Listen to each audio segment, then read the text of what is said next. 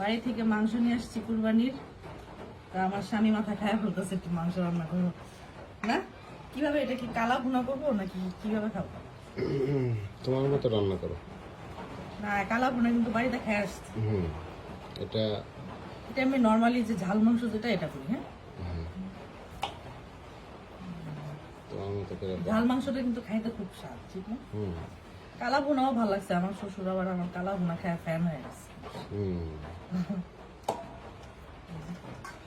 মাংস আমরা এখানে নিয়ে নিছি,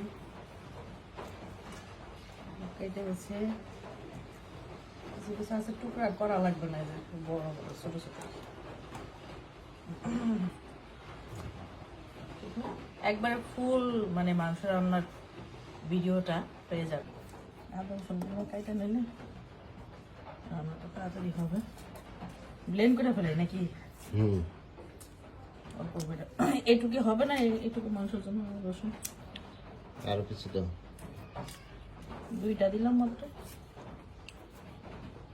আর একটা দাও, তিনটা দাও।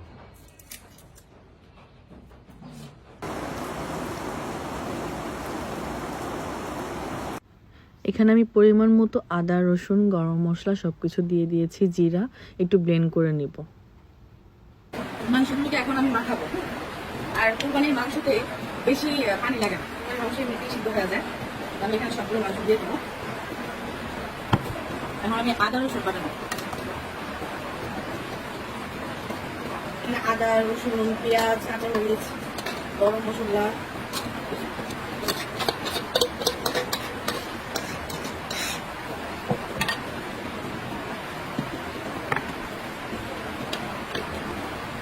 পেঁয়াজ দিয়ে দিলাম।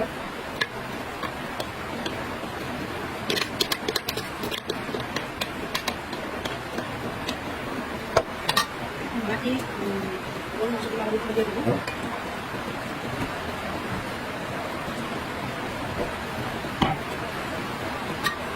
পরিমাণ মতো লবণ দেবো, 1 টেবিল চামচ।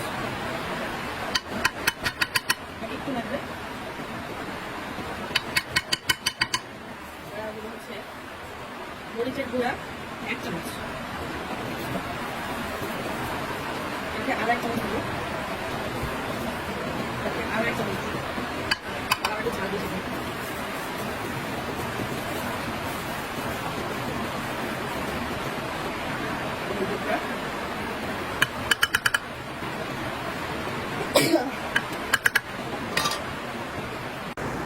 এখন আমি একটু তেল দিয়ে দিব।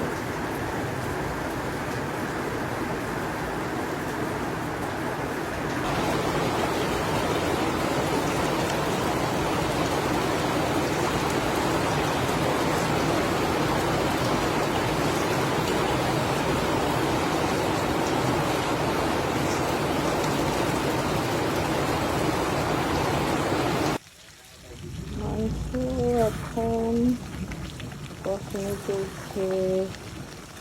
আমার রান্না কিন্তু ফাইন হয়, কালার দেখলে আপনারা বুঝে যাবেন। ঠিক আছে, দেখছেন কালারটা? কালার চরম কালার।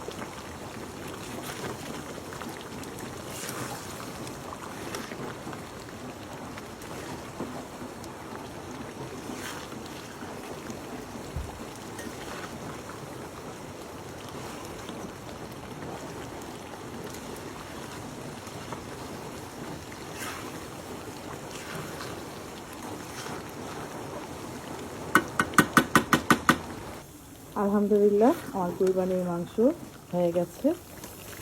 দেখেন কালার, রং এবং খেতে মনে হচ্ছে খুবই টেস্ট হবে। জানাবেন সবার কাছে মাংস রান্নাটা কেমন লাগলো। আমি আমার মতো করে, আমার রেসিপির মতো করে রান্না করে আপনাদেরকে দেখাইলাম। আপনারাও কিন্তু আপনাদের কমেন্ট বক্সে মাংস রান্নার ভিডিও দিয়ে যাবেন। আমার কাছে সবসময় এই ধরনের মাংসগুলো বেশি ভালো লাগে, এরকম মানে তেলওয়ালা পিস, এরকম হাড়ওয়ালা পিস। এই যে আপনাদের ভাই খুব টেস্ট কেমন হয়েছে? মুখ দিয়ে কথাই বেরোচ্ছে না, এমনভাবে খাওয়া শুরু করছে মনে হচ্ছে মোর মাংস এত মজা করে আর এর আগে কখনোই খাইনি। সবসময় মজা। এই যে আমার শ্বশুর বাড়ি চিকন চিকন ছোট ছোট কাগজি লেবু, তুমিও খাও। আমার হাজব্যান্ডের ফেভারিট হচ্ছে পেঁয়াজ, আমারও ফেভারিট পেঁয়াজ। এখন শুরু হবে বসানো। বসানো মানে বাজারে শশা খেতে পাইলাম না, নাই শশা। বসানো কথাটার অর্থ সবাই হয়তো বা জানে না।